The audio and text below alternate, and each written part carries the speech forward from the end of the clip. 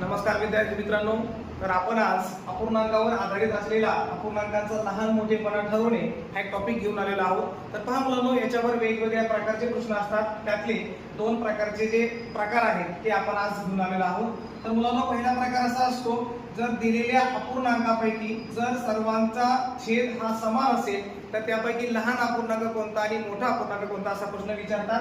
तर पहा मुलांनो, आता जर दिलेल्या अपूर्णांकामध्ये त्यांचा जर छेद समान असेल तर त्यापैकी मोठा अपूर्णांक कोणता आणि लहान अपूर्णांक कोणता। तर त्यासाठी काय करायचे, ट्रिक वापरायची मुलांनो।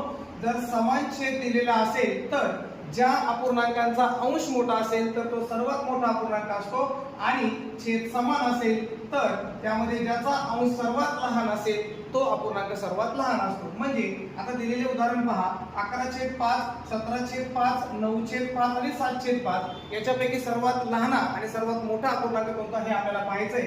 तर मुलांनो, या अपूर्णांकामध्ये समान छेद आहे म्हणून त्या ज्या अपूर्णांकांचा अंश मोठा असेल तर तो अपूर्णांक सर्वात मोठा असतो। म्हणजे ह्या अपूर्णांकामध्ये पहा, 17 हा अंश ह्या बाकीच्या पेक्षा मोठा आहे म्हणून या दिलेल्या अपूर्णांकामध्ये 17/5 हा अपूर्णांक सर्वात मोठा आहे आणि या अपूर्णांकामध्ये सर्वात लहान अंश हा 7 दिलेला आहे म्हणून 7/5 हा अपूर्णांक सर्वात लहान आहे। तर अशाच प्रकारे दुसरा जो प्रकार आहे मुलांनो, त्याच्यामध्ये पहा, आता दिलेल्या अपूर्णांकामध्ये सर्वांच्या अंशस्थांची संख्या समान आहे, 7/12, 7/9, 7/4 आणि 7/13।